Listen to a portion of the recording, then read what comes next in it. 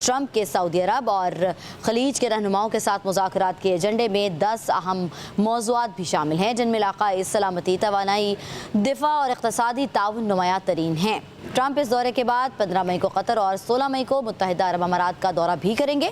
सरमायाकारी, दिफाई ताउन पर बातचीत भी करेंगे और अहम मुआहदों पर दस्तखत भी मुतवक्किल हैं। अमरीकी महकमा ख़ारजा ने इन दौरों को खित्ते में इक़्तिसादी और सिक्योरिटी शराकत दारी का नया बाब करार दिया है। आपको बताते चलें कि अमरीकी सदर डोनाल्ड ट्रंप सरकारी दौरे पर सऊदी अरब पहुंच चुके हैं। दूसरी बार इक़्तिदार संभालने के बाद ट्रंप का ये पहला गैर मुल्की दौरा है। रियाद में इस वक्त वो मौजूद हैं और सऊदी क़यादत से उनकी मुलाकात हो रही थी। एक के बाद एक मुसाफ़ा किया गया, उनके बारे में बताया गया कि ये क़यादत में कौन कौन मौजूद है और इस वक्त वो मुसाफ़ा करते हुए नज़र आ रहे हैं और वहाँ पहुँच चुके हैं।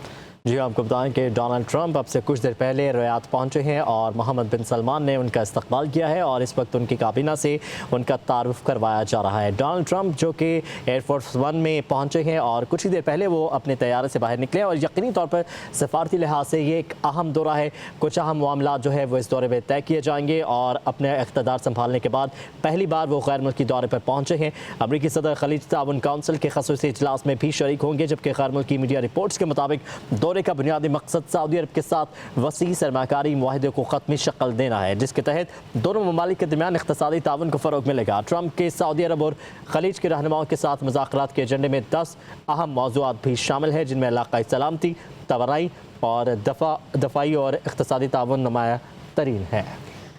हमज़ा रिफ़त हुसैन माहिर अमूर बैनुल अक़वामी हमारे साथ मौजूद हैं। बहुत शुक्रिया आपके वक्त का। इस वक्त इस दौरे की अहमियत के हवाले से आपसे जानना चाह रहे हैं। दूसरी बार इक़्तिदार संभाला है और जो पहला उन्होंने गैर मुल्की दौरा किया है वो सऊदीया है, बताइएगा।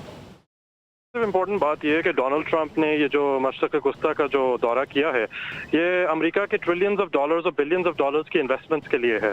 जाहिर बात है अमेरिकी इकोनॉमी इस वक्त बहुत ज़्यादा प्रेशर में है।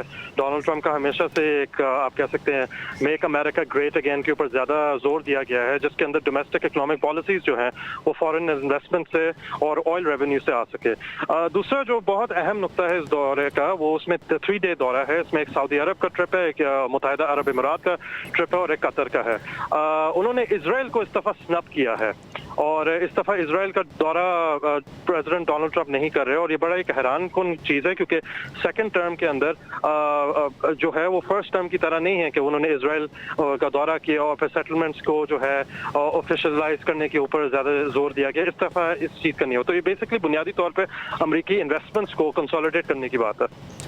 ठीक है हमजा साहब, जैसे आप बता रहे हैं कि ये अमेरिकी इन्वेस्टमेंट को कंसोलिडेट करने के लिए दौरा किया गया है, लेकिन पाक भारत तनाज़ा जो हुआ है लास्ट वीक में, जो सारी सूरत हाल हुई है उसमें अमेरिका ने बहुत अहम किरदार अदा किया है और उनके साथ सऊदी अरब में बहुत अहम किरदार अदा किया है। पाक भारत तनाज़े में देखा जाए उस लिहाज से भी ये दौरा जो है वो अहमियत का हामिल है, क्योंकि जाहिर बात है जिस तरह आपने सही कहा कि सऊदी अरब और अमेरिका ने दोनों ने सालिसी किरदार अदा किया, जिसकी वजह से इवेंचुअली सीज फायर जो है वो मटेरियलाइज हो चुका है। मेरे ख्याल से पाक भारत कशीदगी के ऊपर वैसे ही एक फ्लीटिंग रेफरेंस ज़रूर होगा जब मोहम्मद बिन सलमान से मुलाकात होगी प्रेसिडेंट ट्रंप की।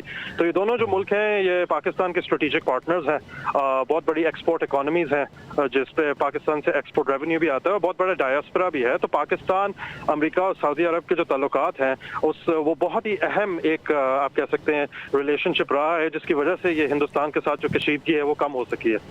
ठीक है। और जैसे आप भी बता रहे थे कि ये दौरा जो है दूसरी टर्म में ये पहला दौरा है और इस बार उन्होंने वेस्ट का दौरा नहीं किया, वो इंग्लैंड या फ्रांस या कनाडा के साथ तो वैसे उनके हालात ख़राब चल रहे हैं। तो ये इस खत्ते में अमेरिकी अगर अपनी इन्वेस्टमेंट्स करते हैं और इस तरह से सिलसिला इनका चलता है तो ये खत्ते के लिए भी काफ़ी कारआमद हो सकता है। जी डेफिनेटली हो सकता है, पर अभी देखना पड़ेगा कि खत्ते के अंदर कशीदगी भी बढ़ सकती है। I am being very realistic है। उसकी बुनियादी तौर पे ये है कि अगर तो डोनाल्ड ट्रंप वहाँ पे जाते हैं और सऊदी अरब को पुश करते हैं कि इजराइल को रिकग्नाइज किया जाए, क्योंकि लास्ट टाइम भी यही हुआ था कि मोहम्मद बिन सलमान को पुश किया गया था कि आप रिकग्नाइज करें इजराइल को, सफारती ताल्लुकात आप बढ़ाएं, पर जाहिर बात है फिर वो हमास का और अक्टूबर 7 का वो सारा वाकया हुआ।